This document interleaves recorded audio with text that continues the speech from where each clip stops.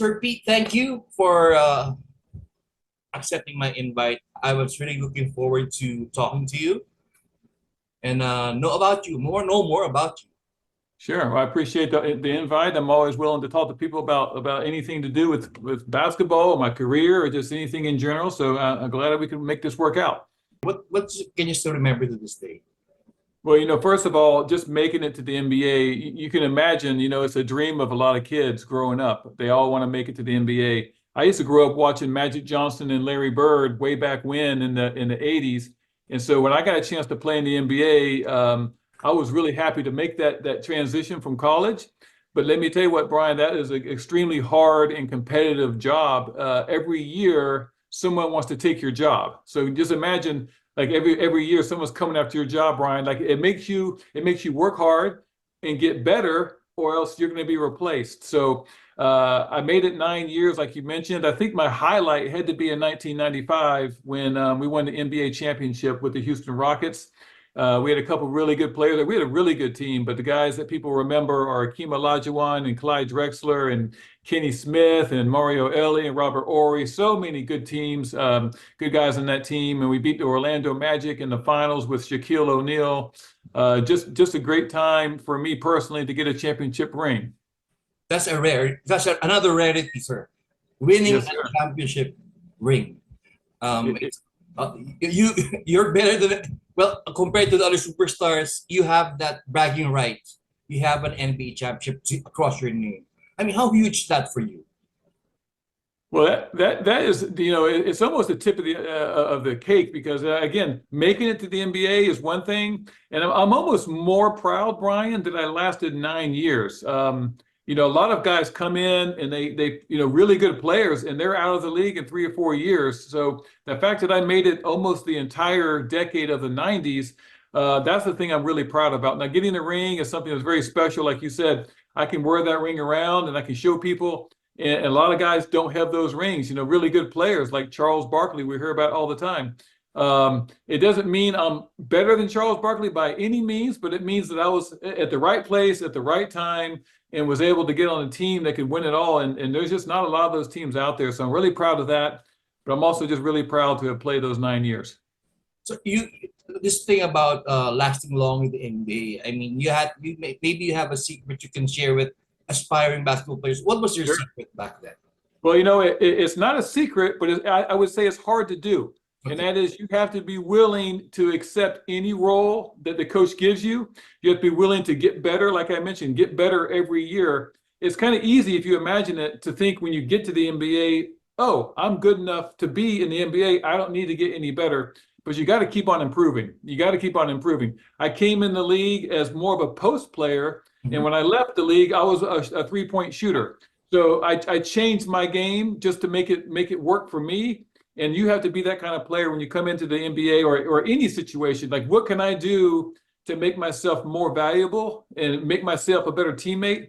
And you got to do that every year and get better. And there's a little bit of luck involved, Brian, like a little luck. You got to be lucky sometimes. You got to be in the right place at the right time. But when you do all the right things to get to where you can be the best, good things usually happen. It's all about, correct me if I'm wrong, adaptability and adjustment. Yeah, 100%, 100%. As I mentioned, I came in playing like a post-up player, and then I realized, guess what, Brian? In the NBA, I'm kind of a small guy. I was 6'9", 240 pounds, and I realized back now I'm not one of the bigger guys on the court. I need to adapt and become a little bit different player. Maybe go outside, shoot some jump shots, make use of the skills that I have, and you got to be adaptable and you got to be adjustable and all those things. And again, it's not game to game or week to week. It's day to day and year to year. You got to keep on changing and adapting. I just wish I would have came in the league about 20 years later because they shoot so many 3-pointers now. That would have been really, really good for me because that was something I could do well for a big guy. And back when I played, that wasn't so common. Mhm. It was all about the big men back in your days, correct me if I'm wrong. Yeah, big men, the Shaquille, the Patrick Ewing, the Olajuwon, David Robinson, Yeah. and the ball always went inside to those guys. And these days, they don't go inside as much, not nearly. So Sir, you mentioned, okay, I just gotta ask you, playing alongside Hakeem and Clyde, were there any unforgettable moments that basketball fans may have not known? I mean, behind the scenes, were there instances? Can you share? Well, just the two things that always stand out to me is a lot of guys out there play basketball and they all play at a higher level. But when you get to the NBA level, everyone's elite. Everyone's really good. And when I watched Olajuwon go through those playoffs in 1995, he was so dominant and amazing. He was hitting shots against David Robinson, who was the best, MVP and the Defensive Player of the Year. He was just making him look like he was a no one there. He was scoring at will and making these shots. They're extremely difficult, but he made them all the time. And to get to that level, it takes the average NBA player, and then you multiply that by infinity to get to that great level. That was something that was really impressive for me as far as what I saw with Olajuwon, and just the ability to be a good teammate. I remember we were playing against Karl Malone in the Utah Jazz. Do you remember Karl Malone? Yeah, yes, of course. The mailman was a big physical guy, and I started the first 3 rounds of the playoffs that year. A lot of people don't remember that. Mhm. So I'm starting against Karl Malone, and I remember Olajuwon just told me, he's like, they used to call me Chili. He goes, Chili, you just keep him in front of you. I'm coming to help. And so I got Akeem Olajuwon helping me out on defense. Like how that make me feel? It made me feel really relaxed and calm, and like just push him out a little bit. And here comes Olajuwon to help me. So he was a great teammate in that sense. Like he never was the guy that was yelling and barking at people. He was always encouraging people on his team to be better. So that was a great teammate. Yeah, and correct me if I'm wrong again. His presence on the offensive end gave you more confidence taking that outside shot. Oh, 100%. Well, first of all, they had to double him. They had to double him and triple him sometimes because, as I mentioned before, he was unstoppable. And so guys like myself and Kenny Smith and Robert Ory and Sam Cassell and Mario Elie, Chucky Brown, like we all benefited because of him. And obviously Clyde Drexler was another player. They had to double team him because he could also take it to the basket. Every team, you had to have someone like that would dominate the ball because that made it easier for other players. You can't just have a team where no one's gonna be double teamed. It makes it hard on everyone. So it was really, really fortunate to have him in the middle. Okay. Sir, let me move to another team that you played for. I mean, after Rockets, actually, this is the real reason why I reached out to you, because your name was mentioned to me by Mr. Keith Claus. Boss Kloss. Yeah, Yes, sir. Boss Claus. Because it was not about that Shaquille O'Neal 61 point game. Yes. He said he wasn't there. It might have been you or Brian Skinner or whoever who was guarding him. Yeah. I just gotta ask you straight up: did you guard Shaq? So I will tell you this. That was what, 25 years ago, when that game happened. And Boss Kloss, Keith Kloss, he was at the game, but he was not dressed out. Yeah. We're not sure if he saw Shaq and was scared to dress out. We're not sure about that. But I had to guard Shaq a lot, along with Michael Olowokandi and Anthony Avent, some other big guys we had. If you don't remember Shaq in the year 2000, that was prime Shaq. That was him at his best. He did have that mobility still. He was gigantic. He had post moves. He could run the court. I was 6'9", 240. He was probably 7'1", 340, if that, and was able to play. So yes, I fouled out in the game. I played about 19 minutes. He scored about half his points on me probably, and I have no qualms about. I'm proud that I just played in the league and got to guard him, but it was a mismatch. Like I shouldn't have been guarding him in the first place. My claim to fame is at least I scored 13 points on him, so which is well above my average, but no one gives me any credit for scoring 13 points on Shaq on his birthday. It's kind of a joke now. It was fun to do a little video last year on his birthday to tribute him. But again, one of those players that you had to double. If you didn't double Shaq, you were in trouble. And if you guarded him with a guy like myself, he was going to eat you alive. Shaq was this dominant player and one of the best players, obviously, in the post that I played with or against. Okay, so that explains. Because I was gonna ask you, you followed out. Did not get? I saw the box scores. You followed out. Yeah. I'm guessing he used all of these with on Shaq. Yeah, yeah. I used all my fouls as quick. I was trying to slow him down, but he was a big monster. That's for sure. Yeah, with this size and everything, I mean, the way he was thinking, I wouldn't be surprised. Beyond Shaq, sir, are there any other players you had a chance to guard with the top names?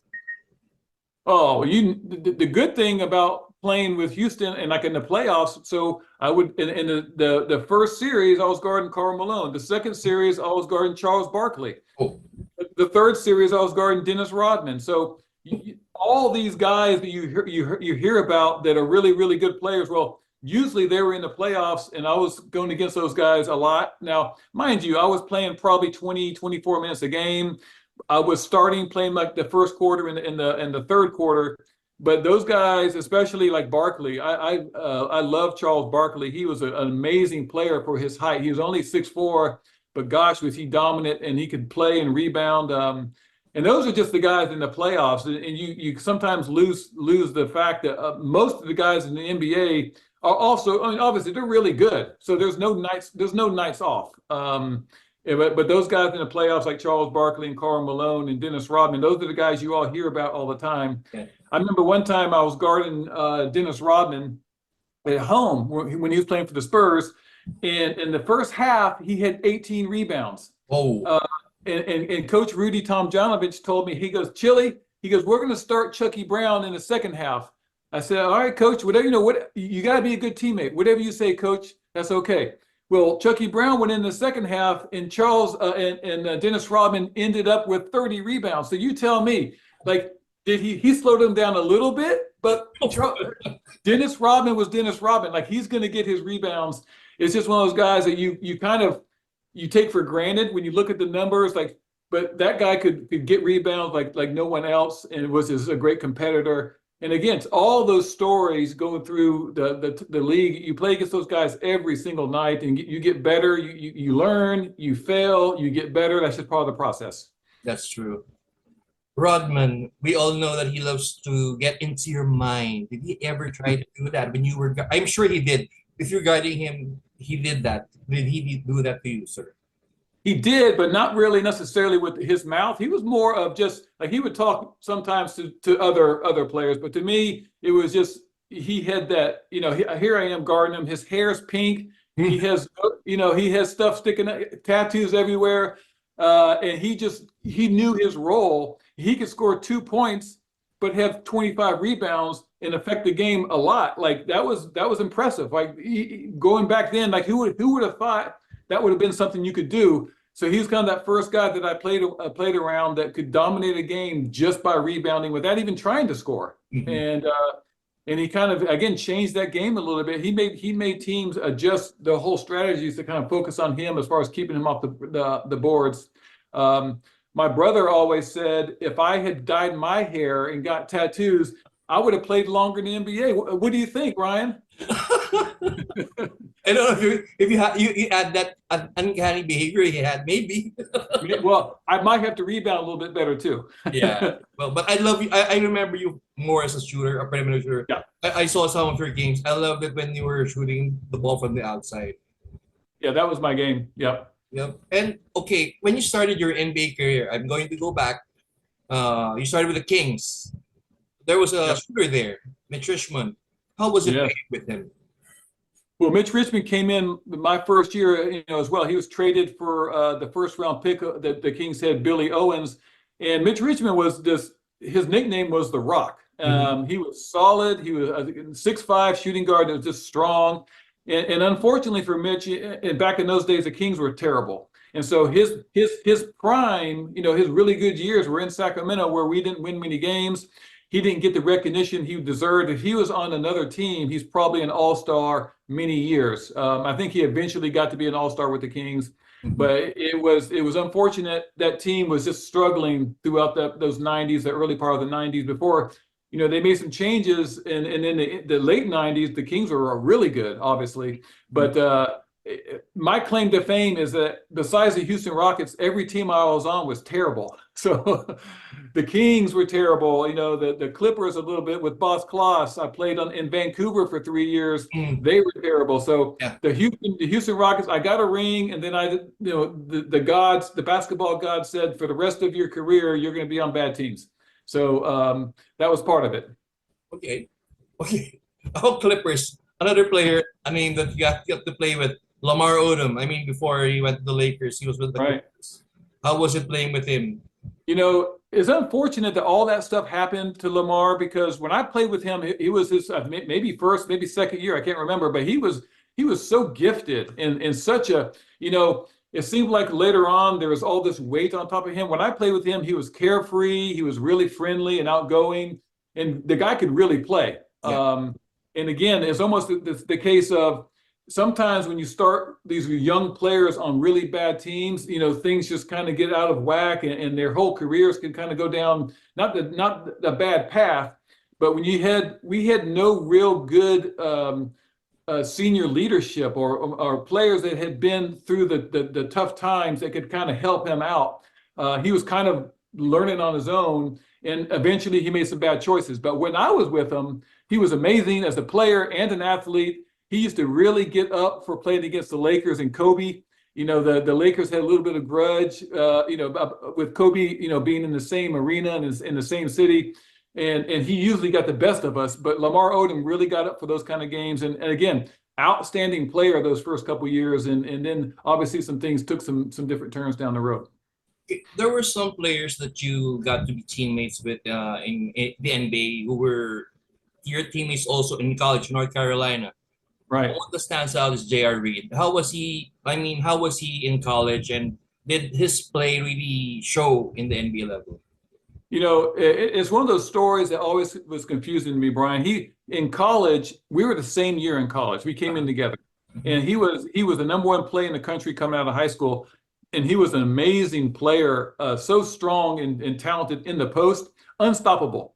And I remember every year we played, I was just like, what do you do against J.R. Reed? You can't stop him one-on-one.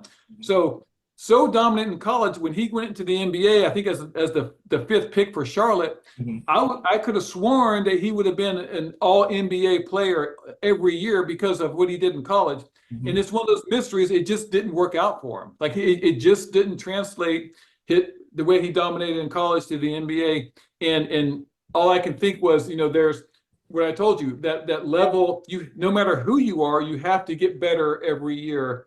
And maybe somehow he just didn't have that fire, or maybe something else went on. I don't really know what happened because he did not dominate in the NBA like he should have. In my mind, he should have been an NBA All-Star for many years because that guy was so talented and dominant in college that it was kind of surprising he didn't have that same thing go on in the NBA. Possibly more a lot of off-court activities and You don't know, and I'm not gonna say anything. I don't know. I don't know what happened, but like he never got to where he should have been. But it happens a lot. That he's not unique. A lot of players don't really get to where you think they're going to get based on what they did in college. It just happens sometimes. And then there's some players who you've never heard of who become all-stars. So Yeah. it's just part of that journey that when you get to the NBA, it's almost like you got to do, what are you going to do for me lately? You can't rely on the college stuff. You got to get better every year. Okay. You said earlier you unfortunately had to play for bad teams. I mean, but except for the Houston Rockets, okay. Right. So I just wanted to ask, how did this help you evolve and prepare you for the future? I mean, as a person, I'm sure that these experiences help you evolve into what you are right now. Sure. But that's a good question, Brian. And I think it helps what I mentioned about getting better. Mhm. You can't only get better if you're on a good team. When you're winning games, guess what? It's kind of easy to work hard because you're winning games and getting your team's doing well. When I was on a team in Vancouver where we won 15 games one year. Oh. And so going into work in Vancouver and having that motivation to get better is harder when you're on a terrible team. So what it taught me is that work mentality is, when you go into your work job, wherever it is. Now I'm not going into a gym, but it's the same idea. When you go into work, you go to work. You put the work in. you leave that day a little bit better than when you left. And I also work now, I work with kids and I train them in basketball. And I tell them all the time, you got to be at the end of the day and tell yourself, I did today whatever I could do to be better. Is it going to help me down the road? Maybe not. Who knows? It's not always up to you, but you should be able to go to sleep at night feeling like I put my work in. Yeah. I put my work in. I did what I can do. The worst thing to do is to go to bed at night and think to yourself, I could have done something different today. And why didn't I do that? So that was my attitude back then, was put the work in, and that's my attitude later in life is the same thing. Put your work in, go to bed with a clear conscience, and start the next day all over again. So at the moment, are you still involved with basketball? I mean, the coach, or do you still, like, because I see you're still fit. I'm still fit. I can't run up and down the court. I will play a horse. We'll play some horse together. Okay. Those young kids can run up and down. I train kids in basketball around the area, boys and girls, like 8 to 18. I help out with the University of North Carolina last year, doing some radio for their games. I go to practices and watch the team. My college roommate was Coach Hubert Davis, who's now the head coach at North Carolina. So we went to school together. So I have a good connection there. But I'm not playing anymore. I'm not coaching, on a team or anything. I'm getting to that age, Brian, where I want to do a little bit less and have some more free time to spend it with my family and do things I enjoy. I thought a long time ago, should I get into coaching? And my decision was, it takes a lot of time away from your family. So I decided not to do that. I've missed it for sure, but it's a choice you have to make. Those coaches work so hard and spend so much time with the basketball. I thought that I would better be served by spent that with my family. And I have a great family, Brian. So that was a great decision, but that's why I'm not really into basketball now. You still look younger. I'm assuming you don't have any stress. You're not being stressed that much because coaching that involves a lot of stress. Yeah, some of my friends, they start coaching and a year later they're all gray, their hair is all white. It's very stressful. It's very stressful. Even Coach Hubert Davis with the Carolina, no matter where you are, you stress about getting better and winning. And now that you got the NIL money coming in and the transfer portal, all that stuff makes the job just so much more stressful. So part of me is happy that I'm not in that every day for sure. Okay. Sir, do you still watch the NBA, the games today? Do you still watch? I do. I love college basketball. I love watching the NBA, especially stuff like the in-season tournament or in the playoffs when the players are kind of dialed in. I love watching that stuff. Okay. Sir, comparing the league during your time and now, what can you say about the changes made?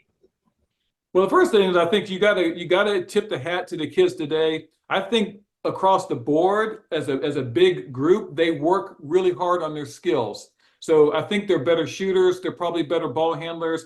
That doesn't necessarily mean that they're better players or their teams are better. It's just such a different style. But you can take some of these big guys today and like 25 years ago, big guys couldn't do that. They couldn't do some of the stuff these big guys are doing. There's a lot of skills involved that have gotten better. I think the game's less physical. It's a lot bigger focus on the offensive side of it, where they want these games in the way up in the hundreds. I remember a lot of our games we played were 100 points, 90 points, stuff like that. So it's a focus on offense for sure. And again, even the athletes seem like they're a little bit more athletic. I don't know if I like the fact that you have 18-year-olds and 19-year-olds and 20-year-olds. And there's some of these guys are really awesome, but you're cutting out the older guys, you're bringing in young guys. I think that makes the overall product a little bit less, just because some of these young guys are trying to develop and get better, and some of these old guys are getting pushed out. I remember just recently there's a guy from Carolina who graduated, went to play for the Charlotte Hornets, and the GM told me the only problem with him is he's 22 years old. I mean, they act like that was so old, and I'm like, that was my age when I came out, but now I'd be an old man because they're coming out at 18 years old. So it's just a different league in that sense. But I do like the product, especially in the playoffs when these teams are really playing hard against each other. So I'm assuming you're okay with the defense. The defense is taking a backseat right now with everybody's focusing on the offense because what the fans want. Well, I mean, it would have helped me a little bit because I wasn't very good at defense. Oh, So, all so, right. so if I had to play less defense back in the day, I think I may have played some more. I mean, again, I had to guard big guys in the paint. Well, guess what? They're not throwing the ball in as much. So now I'd have a better time of doing that. It seems like today everybody switches, like a guard or switch with a big man. They're playing on the perimeter a lot. I'm okay with all the changes. It's just the game evolves. It's always evolving. So in 20 years, we'll look back at this time, it'll be different than it is now. The game has definitely changed from before when I played. I like the fact that the game evolves and is ever changing. I like how it's international more so now. A lot of international players. I think that's all good. That's all good stuff. I think I'd like a little bit more defense, eventually, but they'll get there. They'll get there. The one thing that the NBA does is they put a product out there that the fans want to watch. So if the fans are not watching, they'll change it a little bit, but they'll get somewhere good. And I have faith in the league becoming better and better every year. Sir, my last question about your NBA. Look at it. You said you're watching the games now, college, all basketball. Is there anyone there that reminds you of who you were when Oh, you were in your prime? Are there player or players? gosh, that's a good question, and I'd have to think about that one because I know a lot of guys are like me, but they're even like again in college. My senior year, I shot like 23s, 25 threes, Mhm. and these guys are shooting that many threes now in 2 or 3 games. So the game is so different. It's kind of hard to compare how I played with how they're playing today because I was a guy who could play in the post, hit an outside shot once in a while, but was more of a post player. For Coach Smith, that was my role. And these days, these offenses they don't do that as much. So there's a lot of players out there that can shoot, but unfortunately, I didn't get a chance to shoot as much as they did. I wish I could have. There's a guy at Carolina that played a few years ago named Brady Manick, Mhm. and he was about my same size, but all he shot was threes. And I was like, that would have been nice if I could have done that back then, but it's just a different time, different time. Okay, sir. Sir, just for me, I just wanted to add. Have you heard about basketball in the Philippines or have anything like that? Not necessarily. That's why I was interested when you said you're from the Philippines. I'd love that area of the country. I know I hear about some of the NBA guys going over there, and I have some friends I think who play professionally from Carolina that play in China. Mhm. Just that part of the world is something someplace I've always wanted to visit. I'm imagining that with the population over there, basketball is going to be getting better and better, and obviously it's probably pretty popular already. Mhm. I would love to see some more players from over there come back and play over here in the NBA, and again the international part of the NBA. That's probably going to happen. I don't know any specific things going on in the Philippines. Is there pretty big basketball going on there now? It's a basketball crazy country, sir. Is it? All How many the people? other, How many people? How many people in the Philippines? sir, How many people live in the Philippines? there's a lot, but what I know is that they don't pay attention to a lot to the other sports. It's mostly basketball. Mostly basketball. Yeah, actually, we have one who made it, who filed as a 7'3" guy, Kai Soto. I don't know if you heard him. He was the one No. who he went undrafted. Um, Okay. he's playing I think in Australia. He's been around. He's one of Yeah. our players.